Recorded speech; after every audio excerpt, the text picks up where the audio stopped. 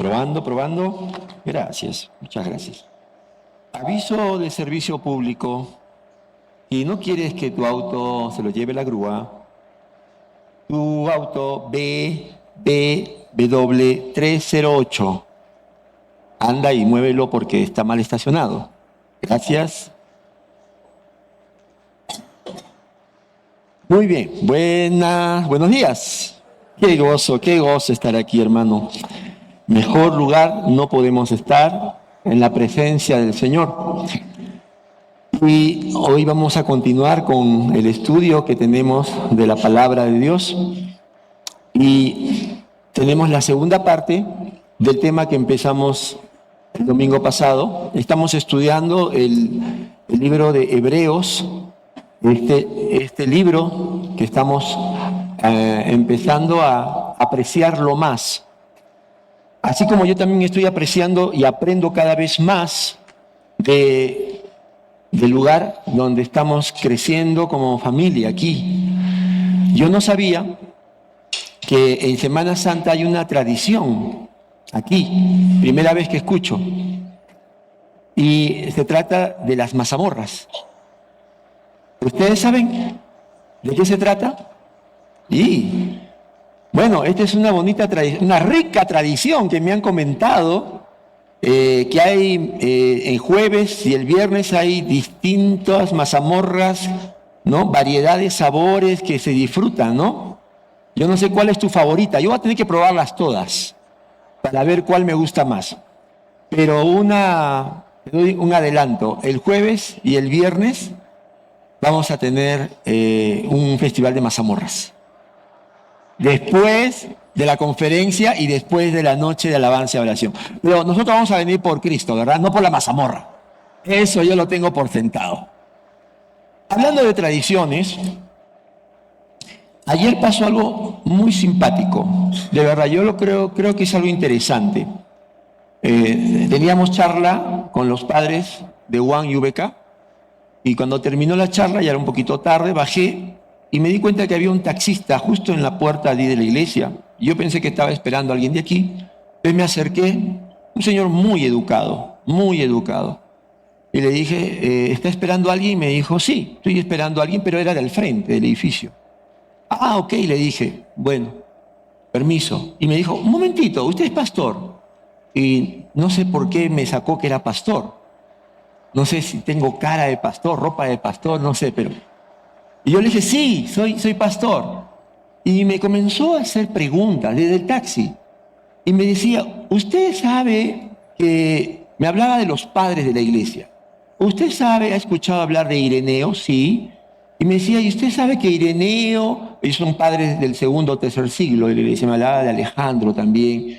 Y me hablaba de que ellos habían enseñado acerca de la importancia de la iglesia en Roma, de la sucesión papal, y que también en estos padres enseñaron la importancia de del pan y el vino como el cuerpo de Cristo. Y yo le escuchaba, decía, este señor está bien informado, bien informado.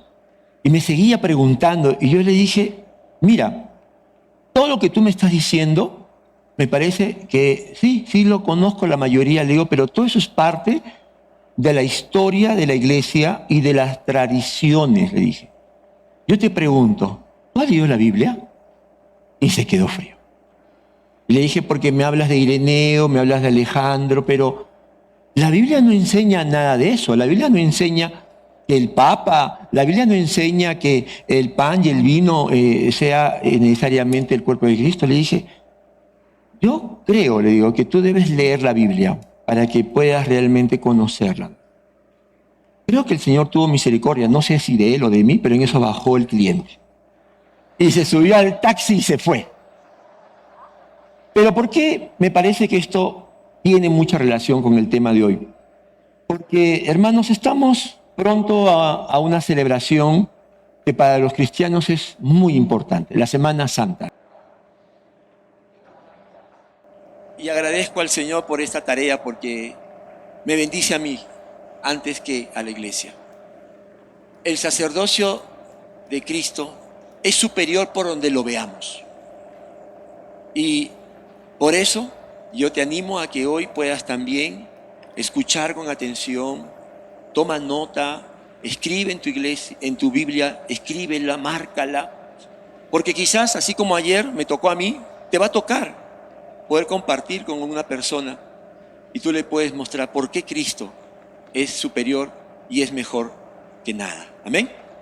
Bien, hermanos, vamos a comenzar. Vamos a comenzar. El sacerdocio de Jesucristo es superior a todo, la segunda parte. Y quiero comenzar mostrándote esto. Estamos en una capacitación a la iglesia de evangelismo y creo que esto, ¿dónde está Antonella? Esto nos puede ayudar. Antonella, no te veo, por ahí estás. Aquí estoy viendo que esto puede ser un buen folleto evangelístico. Mira, quiero empezar recordándote que cuando Dios creó a Adán y Eva, los creó sin pecado, ¿verdad? Ellos tenían una comunión directa con Dios. Por eso, ahí dice, en el Edén, el camino se cerró. ¿Qué pasó? Cuando ellos pecaron, nuestros padres pecaron, desobedecieron la orden de Dios, esa comunión que tenían se cerró. Y es más, si ustedes se acuerdan, hermanos, ellos fueron expulsados del Edén. Y Dios puso todavía ahí querubines y una espada de fuego. La comunión, el camino y el poder oír, el poder hablar con Dios, se cerró. Pero luego Dios, por medio de Moisés, instauró un tabernáculo, que luego fue un templo. Y para los que hemos visto más o menos cómo era el tabernáculo, les recuerdo, y los que no saben, tenía 3 áreas. La primera, la más grande, se conocía como el patio. En ese lugar grande podían entrar los judíos, hombres, mujeres, también algunos que no eran judíos, prosélitos, ¿no? Pero ellos podían llegar hasta ahí nomás. Ahí presentaban sus ofrendas, los sacerdotes recibían los animales que traían, etcétera, etcétera. Pero en el tabernáculo había también un ambiente más reservado, el lugar santo. Solo entraban los sacerdotes ahí, un lugar donde se ofrecía también oraciones por el pueblo. Y había un lugar mucho más pequeño en forma de un cubo, el lugar santísimo. Ningún israelita común y corriente podía entrar ahí. Tampoco podía entrar ningún sacerdote, solamente el sumo sacerdote, una vez al año. Ese lugar tenía el arca del pacto que representaba la presencia del Señor, y una vez al año, en el día de expiación, el sumo sacerdote se presentaba delante de Dios para pedir perdón por sus propios pecados y los pecados del pueblo. Por eso decimos que en el Antiguo Testamento había un camino para Dios instaurado por el mismo Dios, pero con muchas barreras. Y quizás te pueda ayudar si lo miramos aquí. Acá tienen ustedes un modelo de lo que era el tabernáculo. Nosotros vemos aquí, este es el patio. Miren ustedes, aquí está el sacerdote. Aquí, hasta aquí nomás podía llegar el pueblo para ofrecer su sacrificio. De aquí para acá solamente podían entrar los sacerdotes. Este es el lugar santo. Acá es donde se hacían las oraciones. Aquí está el candelabro que iluminaba todo esto. Y por supuesto, todos estos mobiliarios apuntan a la obra de Cristo. Es muy interesante estudiar esto. Pero aquí tenemos el lugar santísimo. ¿Quién podía entrar aquí? Solamente el sumo sacerdote una vez al año. Y esto era por turnos. Aquí está el arca del pacto. Por lo tanto, por 1400 años aproximadamente, hermano, 1400 años, el pueblo de Israel tenía esto en su cabeza. Podemos llegar solamente hasta cierta parte, porque tenemos que hacer sacrificios por nuestros pecados, somos pecadores, pero necesitamos de un mediador, necesitamos de uno.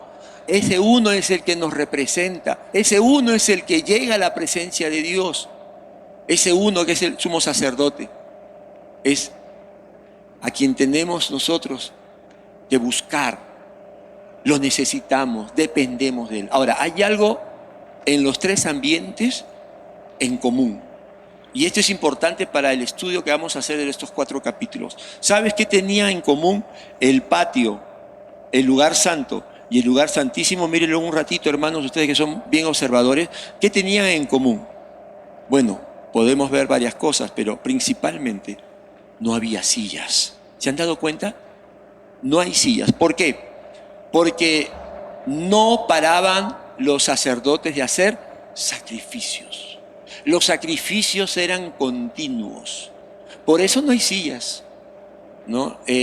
Cada vez más que traía el pueblo los sacrificios, venían los sacerdotes por turnos y así. No había descanso. No había descanso. Pero hermano, la buena noticia, gózate, es que en Cristo el camino está abierto. El camino está abierto. Esa es la verdad principal. Que en Cristo el camino a Dios, la comunión con Dios, poder contemplar la faz de Dios en Cristo, la gloria de Dios, poder oír a Dios a través de su palabra, poder hablar con Dios a través de la oración, está abierto por la sangre de Cristo. Vamos a orar. Señor, gracias por tu palabra. Gracias, Señor, porque hoy tú nos estás mostrando que cuando el pecado cerró ese camino, ahora Cristo lo ha abierto y queremos, Señor, que tu palabra traiga a nosotros gozo, vida, libertad, esperanza y también, Señor, gratitud. Bendice a todo aquel que está aquí, Señor, y que quiere oír para poder poner en práctica. En el nombre de Jesús, amén. Bien, hermanos, vamos entonces al esquema. El sacerdocio de Cristo es superior. El sacerdocio de Cristo es superior. Mira, hermano, abre la Biblia en Hebreos capítulo 7. Yo te he dicho que tengo el encargo precioso de resumir los 4 capítulos. Y sabes, aquí está el corazón del libro de Hebreos. El corazón, como late, como palpita, aquí podemos, si yo me acerco, estos 4 capítulos me dicen, Cristo es superior, Cristo es mejor, Cristo es el único. Vamos a ver en primer lugar las razones, luego vamos a ver por qué tenemos beneficios del sacerdocio de Cristo, cuáles son, y finalmente la respuesta.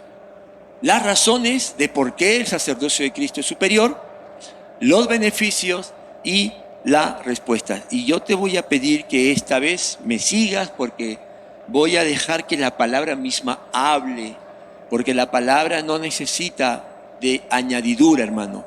Y yo creo que la palabra hoy va a ser muy, muy, muy simple y muy directa para nosotros.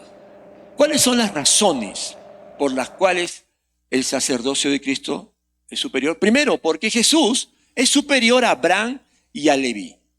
Hebreos capítulo 7, versículo del 4 al 7. Dice así la palabra del Señor. Pongamos mucha atención a lo que voy a leer.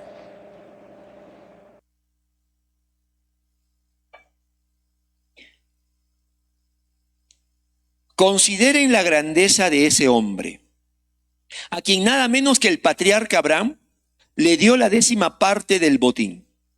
Ahora bien, los descendientes de Leví que reciben el sacerdocio tienen por ley el mandato de recibir los diezmos del pueblo, es decir, de sus hermanos, aunque estos también son descendientes de Abraham.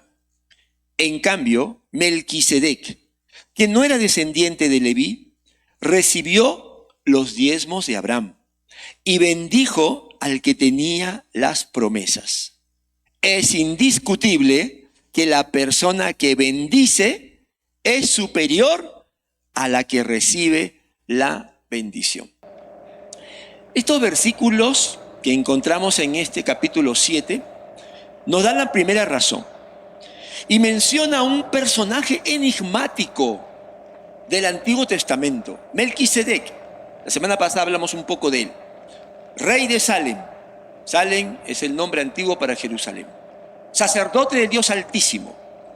Y en Génesis 14, el padre Abraham, el padre que era el orgullo, la admiración del pueblo de Israel, el padre de la fe, se encuentra con este personaje enigmático que era sacerdote. Pero escúchame, nadie sabía de dónde provenía, su origen. Nadie sabía tampoco cuál fue su fin, si murió o no murió. Pero Melquisedec era mayor que Abraham. Porque como dice la palabra en Génesis 14, Abraham primero fue bendecido por Melquisedec. Cuando él regresó de derrotar a esos 4 reyes para liberar a su sobrino Lot, él se encuentra con Melquisedec y Melquisedec lo bendice en el nombre del Dios Altísimo. Y Abraham recibe esa bendición reconociendo la superioridad de Melquisedec, ¿no? De un cargo, de una función espiritual mucho mayor que él, y le entrega los diezmos como un reconocimiento justamente que ese Melquisedec era un siervo de Dios. El autor de Hebreos toma a este personaje enigmático para hacer una semejanza con Cristo. Y dice, Cristo, así como Melquisedec, no se sabe su origen ni su fin. Cristo es igual. Cristo no tiene principio, no tiene fin. Y Cristo es mayor que Abraham. Y al hablar de Abraham también estamos hablando de Leví. ¿Quién era Leví? La tribu de donde descendían todos los sacerdotes, todos esos que servían en el lugar santo y lugar santísimo, incluyendo los levitas. Todos estaban representados en Abraham. Cuando Abraham recibió la bendición de Melquisedec y entregó los diezmos, dice Hebreos, ahí estaba reconociendo la superioridad de este sacerdote. Y Cristo también, como Melquisedec, es mucho mayor todavía que incluso que Melquisedec, es superior. Y esto, hermano, nos está mostrando entonces que en Cristo no tenemos un sumo sacerdote humano cualquiera que nace, muere. No tenemos un sacerdote más. Él es superior porque Él existió y existirá por siempre. La segunda razón que nos da es que justamente ese sacerdocio de Jesús es indestructible. Vamos a Hebreos 7, del 15 al 16 y el 20 y el 21. Seguimos en el capítulo 7, versículo 15 y 16 y luego el 20 y el 21. Dice así la palabra. Y lo que hemos dicho resulta aún más evidente si a semejanza de Melquisedec surge otro sacerdote que ha llegado a serlo no conforme a un requisito legal respecto al linaje humano, sino conforme al poder de una vida indestructible. Versículo 20-21. Y no fue sin juramento. Los otros sacerdotes llegaron a hacerlo sin juramento, mientras que éste llegó a hacerlo con el juramento de aquel que le dijo, el Señor ha jurado y no cambiará de parecer. Tú eres sacerdote para siempre. La segunda razón, si Jesús es mayor, y lo sabemos, que Abraham, que todo el linaje sacerdotal, por lo tanto, ese sacerdocio es superior. ¿Pero por qué? Porque dice aquí la palabra que no se puede destruir. ¿Y por qué no se puede destruir? Versículo 21. Porque Dios lo nombró con un juramento. Tú eres sacerdote para siempre. Aquí, hermanos, estamos hablando de la palabra de Dios. El juramento de Dios, la promesa de Dios es lo que respalda este sacerdocio de Cristo. Es indestructible porque la palabra de Dios nunca muere, permanece para siempre. Amén.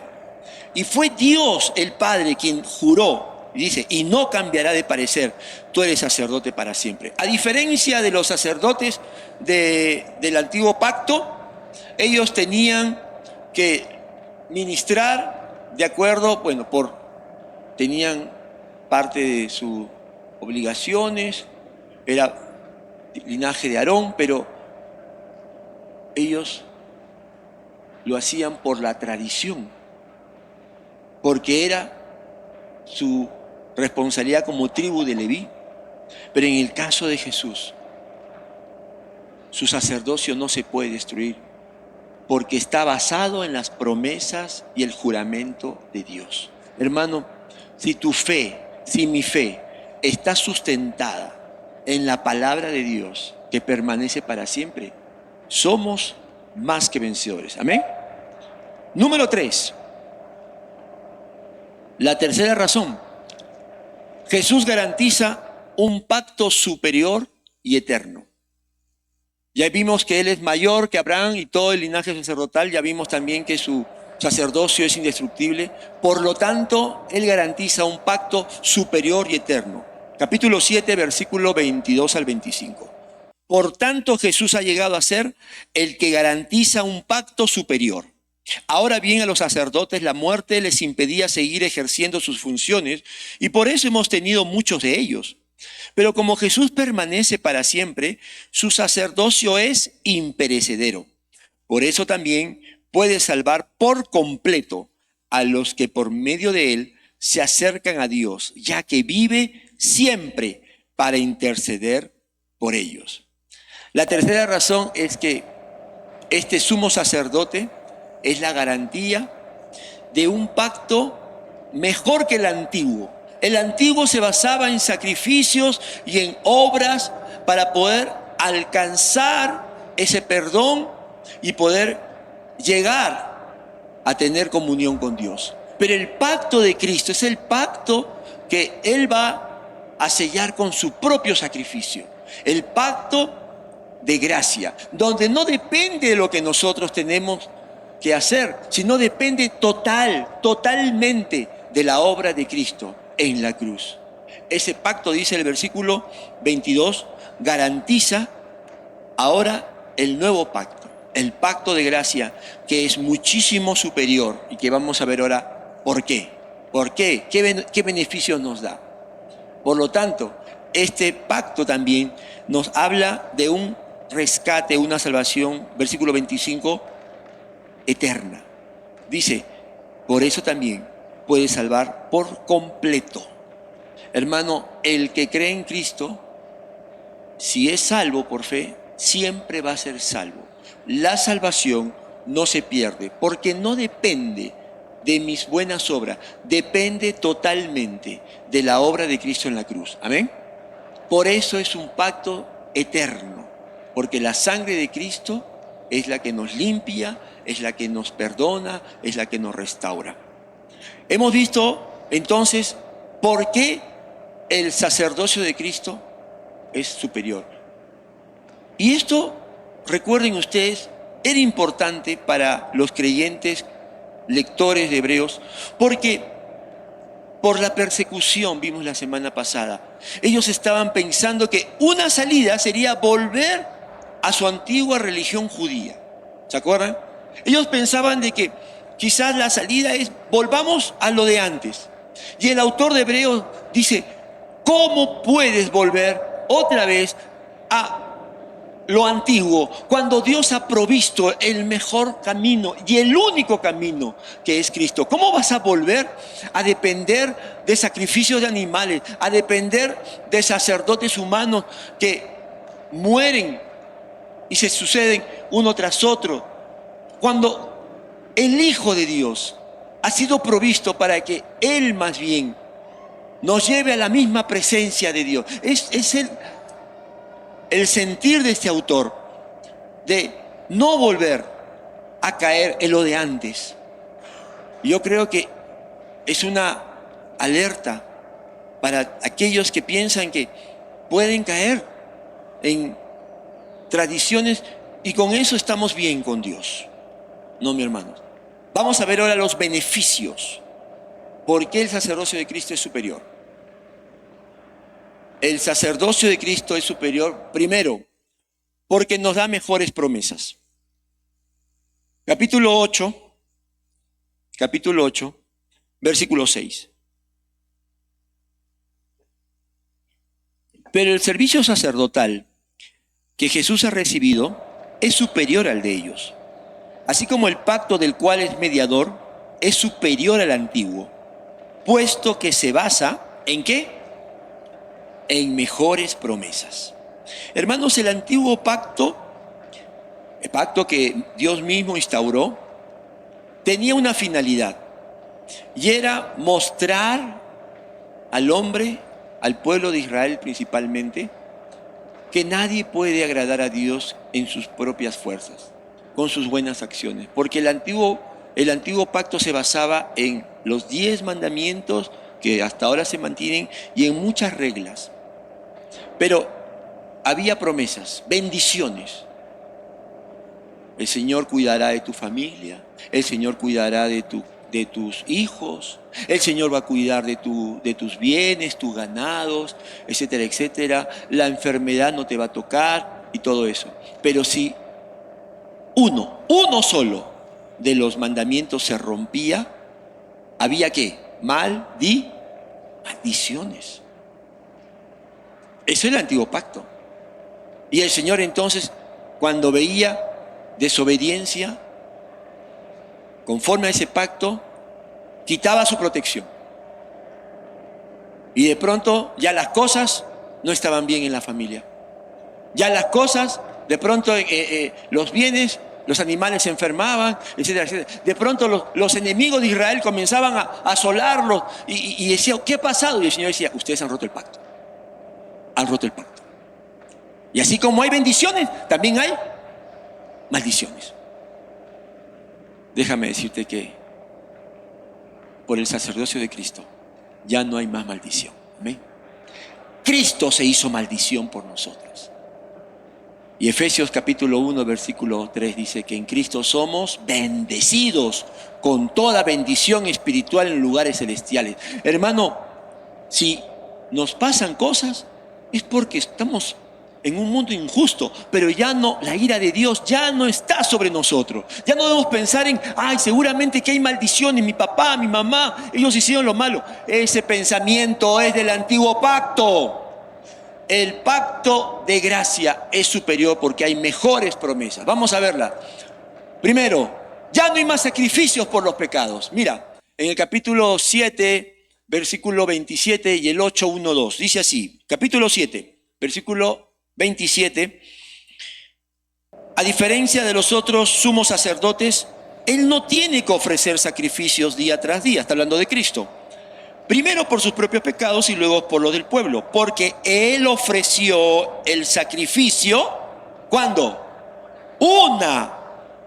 Subráyalo, una sola vez y para siempre, cuando se ofreció a sí mismo. Cristo fue el sumo sacerdote y fue la ofrenda misma por el pecado. Capítulo 8, versículo 1 y 2. Ahora bien, el punto principal de lo que venimos diciendo es este.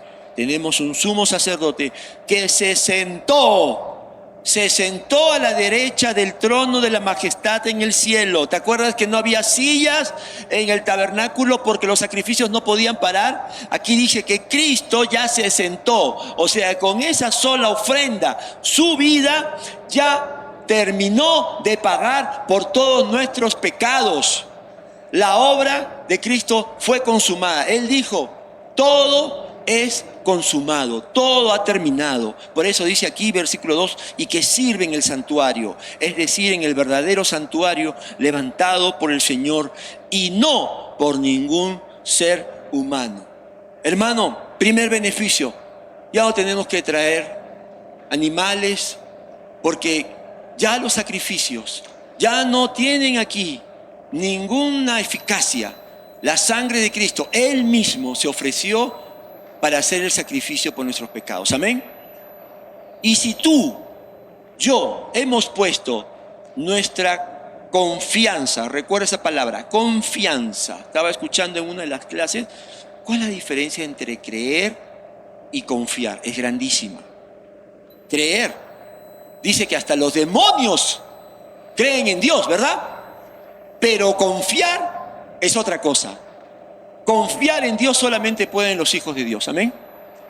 Y si hemos puesto nuestra confianza en el sacrificio de Jesús, hermano, yo ya no tengo dudas de que esa sangre me ha limpiado, me ha perdonado.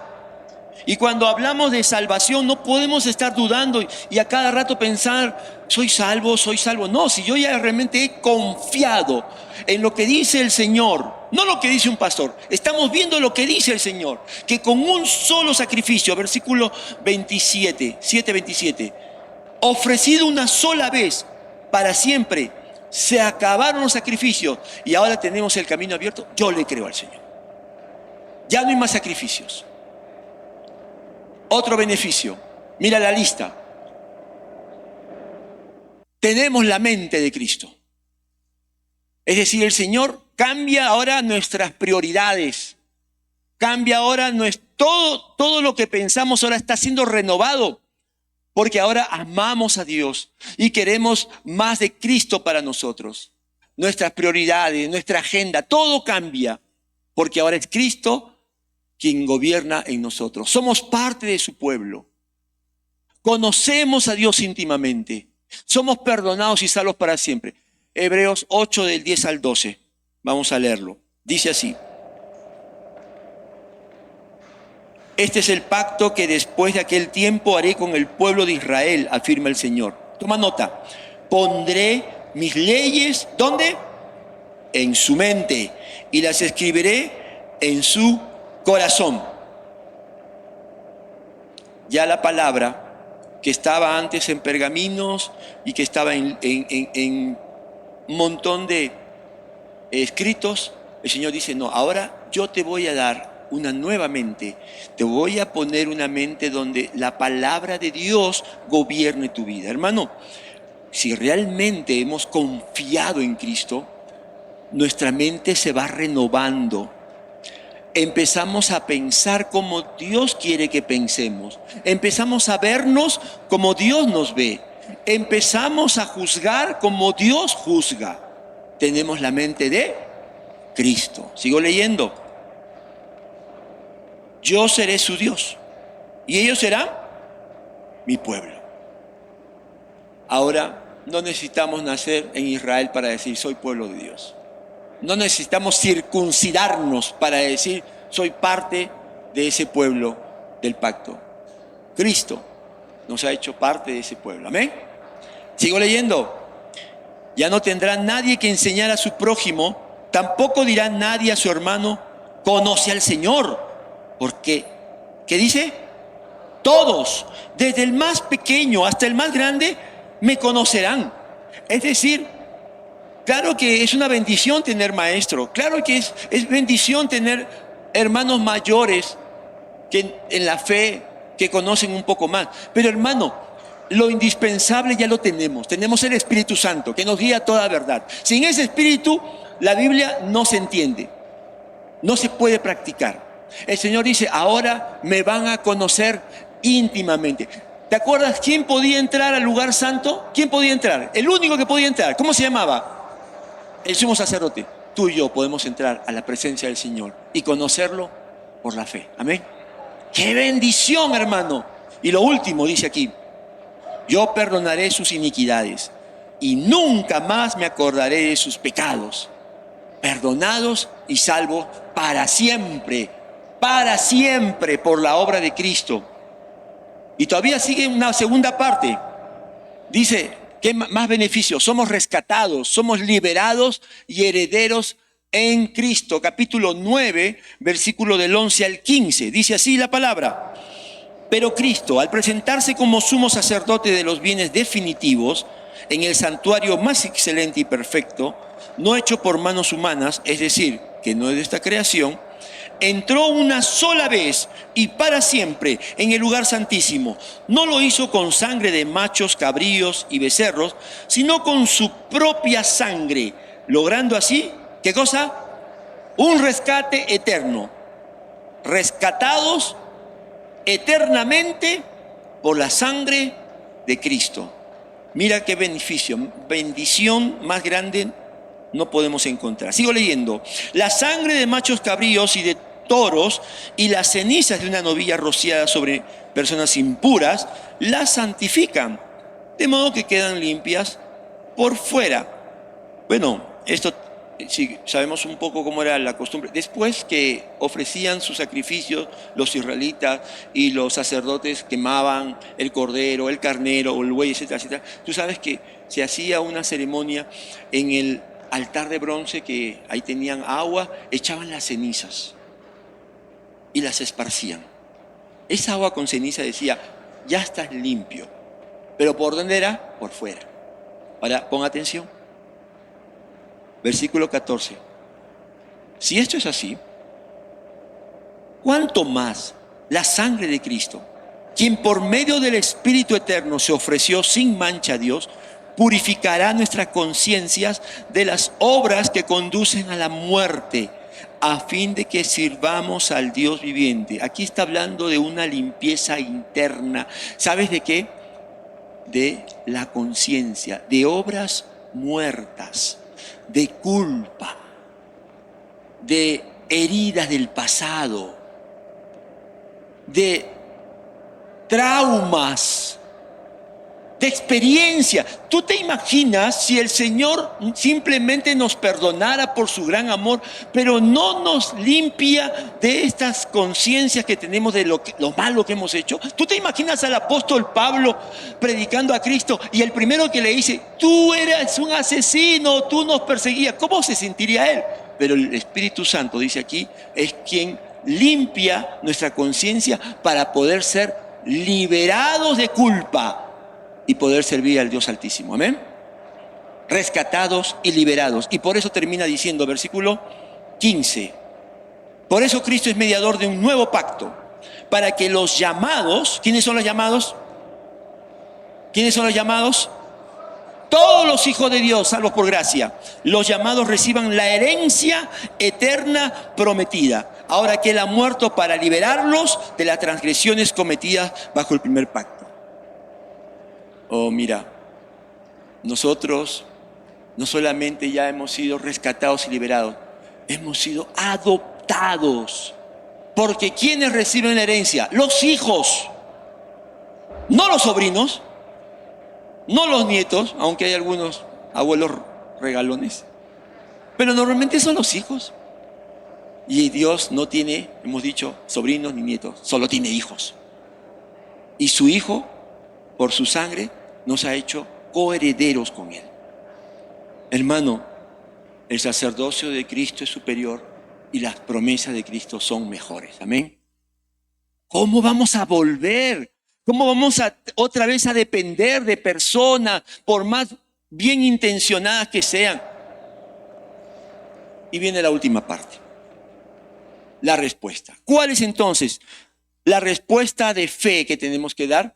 Número 1, acerquémonos con fe al que es fiel. Hebreos 10, 19 al 23 fue la lectura que tuvimos al comienzo. Mira, pon atención.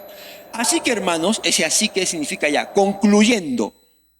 Así que hermanos, mediante la sangre de Jesús tenemos, ¿te acuerdas que te dice? Confianza. Una cosa es creer y otra cosa es confiar, ¿no? Creer, la mente. Confiar con el corazón, con la voluntad, con todo lo que soy. Tenemos confianza, ¿para qué? Para entrar. ¿Dónde? En el lugar santísimo, por el camino nuevo y vivo que Él nos ha abierto a través de la cortina, la cual hizo por medio de su cuerpo. También tenemos un gran sacerdote al frente de la casa de Dios. Acerquémonos pues a Dios con corazón sincero y con la plena seguridad de que da la fe, interiormente purificados de una conciencia culpable y los cuerpos lavados con agua pura. Mantengamos firme la esperanza que profesamos. ¿Por qué? Porque fiel es el que hizo la promesa. Por eso decimos, acerquémonos con fe al que es fiel. Hermano, si ya Cristo se ofreció a sí mismo, si ya Cristo, como Cordero obediente, con su sangre, rompió el velo. Aquí el autor de Hebreos está recordando el velo que separaba el lugar santo del lugar santísimo. Tú sabes que ese velo era imposible de rasgar. Tenía un grueso que ningún ser humano podía partirlo en dos, humanamente hablando. Pero cuando Cristo fue a la cruz y dijo, tetelestai, que significa la obra está terminada, todo es consumado, ese velo se partió de arriba hacia abajo. ¿Quién lo partió? Lo partió Dios y dijo, acepto tu sacrificio y ahora mis hijos pueden entrar y contemplar mi gloria. ¿Cuántos de nosotros estamos contemplando la gloria de Dios día a día? A través de la oración, a través de la palabra. Hermano, que nada nos distraiga de eso. Y la segunda respuesta, hermano, sirvámonos unos a otros en amor. Versículo 24-25. Y pon atención porque esto es tremendo. Preocupémonos los unos por los otros, a fin de estimularnos al amor y a las buenas obras. No dejemos de congregarnos como acostumbran a hacer algunos, sino animémonos unos a otros, y con mayor razón ahora que vemos que aquel día se acerca. Aquí hay una advertencia y una palabra de ánimo. ¿Por qué? Porque ya Cristo ha cumplido con ese sumo sacerdocio que el Padre le dio y ya se sentó a la diestra del Padre, porque todo lo que Él tenía que hacer para nuestra salvación ya lo hizo. Pero hermano, tú y yo no estamos para sentarnos. Tú y yo somos ahora el real sacerdocio. Somos ahora sacerdotes, ministros del Dios vivo. Y no podemos como Cristo, ya, Cristo se sentó, yo también me siento. Hola Cristo, ¿cómo estás? Chévere, ¿no? No, sino dice, atención, párate. Tú eres ahora mi servidor. ¿Y sabes lo que yo quiero? Que tú sirvas a tus hermanos, que tú los ministres, que tú los bendigas, que tú no hagas del evangelio una relación única, personal, pero que nadie puede entrar. Y que nadie tiene que, por favor, quitarte tu oxígeno de tu espacio. Yo no morí para eso, dice el Señor. Yo di mi vida para tener un pueblo unido, un pueblo que se sirva, un pueblo que se bendiga, un pueblo que se preocupe el uno por el otro. Y eso es lo que tenemos que hacer todos los domingos, hermano, cuando estamos aquí. Y en la semana, llamándonos, preocupándonos, buscándonos. Yo no me voy a sentar, ¿sabes? Vamos a descansar cuando estemos en el cielo. Y eso, porque el servicio y la oración va a continuar. Eso es la respuesta. Hacer esas cosas son obras. Mirémonos un ratito a nosotros. Dejemos de ver los errores de otros. ¿Tú estás pensando que tu salvación depende de venir a la iglesia? ¿De servir? ¿Que tu salvación depende de que tú hagas cosas buenas para Dios? Entonces no necesitas a Cristo. Tú te salvas por tus buenas obras. No, hermano. La salvación es por gracia y vivimos por gracia. Y si hacemos obras, es una respuesta al sacrificio del Señor. Segundo, ¿por qué buscamos otros mediadores? Otra vez, no miremos a aquellas personas que están todavía bajo costumbres, ritos, sacerdotes humanos. No. Si Cristo es el que está sentado a la diestra del Padre, ¿y sabes qué está haciendo? Dice, está intercediendo para que tú y yo no caigamos en el pecado, para que tú y yo crezcamos en fe, en obediencia. Jesús está ministrando a la diestra del Padre por ti y por mí. Hermano, no dependemos de hombres. Vamos a ver en el capítulo 11 justamente, la próxima semana, ese modelo de fe. Desde Abel, el autor de Abel dice, miren a todos ellos, una fe personal, una fe que aprueba de todo. Y la otra pregunta, yo te decía, ¿estamos contemplando la gloria de Dios cada día? Porque si Cristo dio su vida, hermano, para que nosotros no tengamos que pasar por todo eso que pasaron por 1400 años los judíos, no presentar ofrenda, no depender de un sacerdote, de un sumo sacerdote. Si Cristo lo hizo, de verdad que estamos disfrutando la presencia del Señor en nuestra vida. Porque de verdad que en la presencia del Señor hay delicias a su diestra. Y cambia. Estar en la presencia de Dios nos cambia, hermano. Nos cambia, nos transforma. Vamos a ver.